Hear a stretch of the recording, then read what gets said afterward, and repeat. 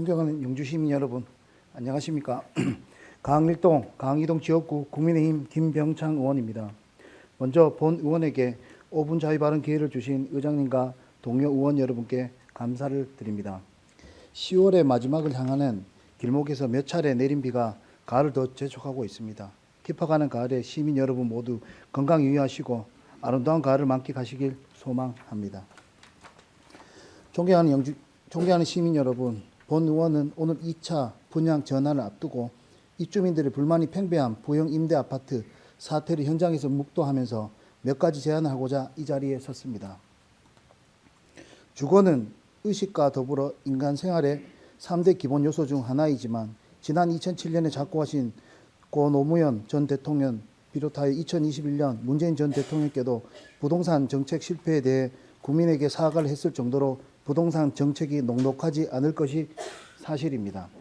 한나라의 수장인 대통령께서도 부동산 정책을 고민하고 또 실패에 대해 사과를 하는 이 마당에 영주라는 작은 지방 중소도시의 시의원인 본인이 부동산 전문가도 아니면서 지역의 부동산 문제를 언급하고 또 관련 정책을 제안한다는 것이 매우 조심스럽습니다. 그럼에도 불구하고 지역의 현안을 다룸으로써 주거 문제를 해결하는 데 조금이라도 도움이 되기를 바라는 간절한 마음으로 이 자리에 섰음을 재차 말씀드립니다. 5분 자유 발언은 흔히 집행부를 상대로 해야 하지만 오늘 본 의원은 상대는 부영그룹과 집행부로 이원화해서 말씀드리고자 합니다. 부영그룹을 발언을 상대로 포함시킨 것은 부영그룹이 영주 부영 공공임대 아파트 분양 전환이 직접적인 당사자이기 때문입니다. 먼저 부영그룹 회장님께 당부드리겠습니다. 기업은 영리 추구하는 경제주체라는 것은 부인하지 않습니다. 하지만 부영그룹은 1983년부터 서민의 보금자리인 임대주택 사업을 그룹 주된 사업 영역으로 삼고 있습니다. 즉, 의식주의 하나인 주거에 있어서 경제적으로 상대적 약자인 서민의 편에서 공공임대주택을 안정적으로 공급하면서 지금까지 성장했습니다.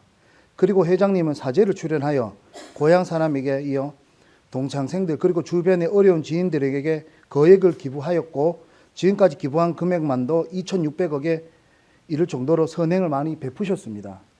부영그룹 관계자는 회장님께서 살아오면서 인연이 된 폭넓은 의미의 사촌들과 함께 나누고 싶었다. 출세는 나눌 수가 없고 사촌이 땅을 사면 의술로도 치유할 수 없다. 하지만 이를 나누면 치유할 수 있지 않겠느냐라고 말씀하셨다라고 회장님의 평소에 기부에 대한 생각을 언론에 피력했습니다. 부영 회장님, 21세기 현재 시점에서 대한민국은 그 어느 때보다 저출생과 고령화에 따른 인구 감소의 지방 소멸을 가장 염려하고 있으며 이 문제를 국가의 존망을 좌우할 국가적 아젠다로 설정하고 관련된 정책을 펼치고 있습니다.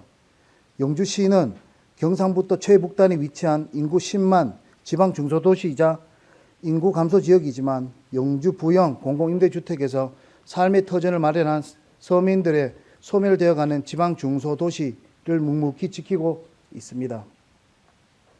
이곳은 서민들의 부영그룹에서 공급한 공공임대주택을 보금자리로만 알고 지금까지 살아왔고 분양전환 가격 산정 메커니즘이라든가 분양전환과 관련된 법 제도 등에 대해 부영그룹만큼 알 수 없는 그야말로 서민들입니다. 회장님께서는 나누면 치유할 수 있다고 하셨습니다.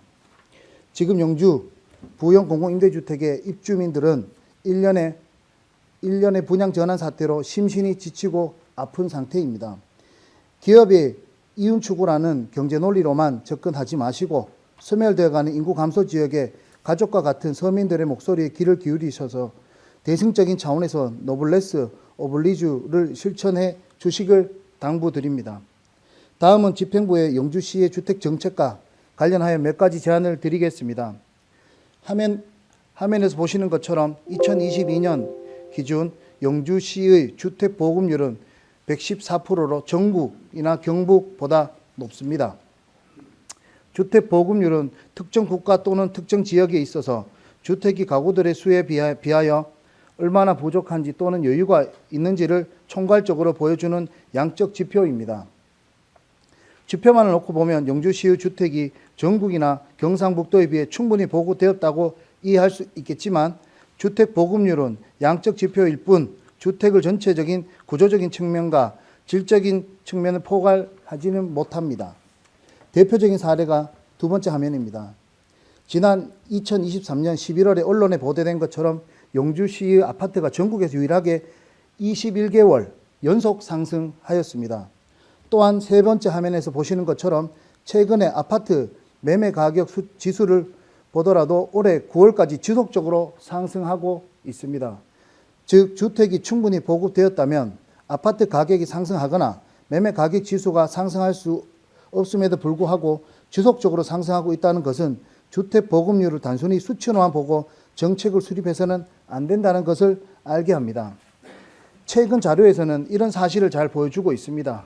즉 지난 10년간 영주시에 신규로 공급된 아파트는 총 2,943호로 연평균 294호에 불과하고 영주시의 연간 적정 주택 수요인 496가구의 60% 수준에 머물러 있습니다. 또한 네 번째 화면에서 보시는 것처럼 영주시에는 무주택 가구 비율이 36.4%라는 점과 유주택 가구가 2주택 이상 소유한 비율이 25.7%라는 점, 그리고 다섯 번째 화면처럼 30년 이상 된 노후 주택 비율이 44.1%에 달하는 등 빈집이 9.6%에 달한다는 점입니다.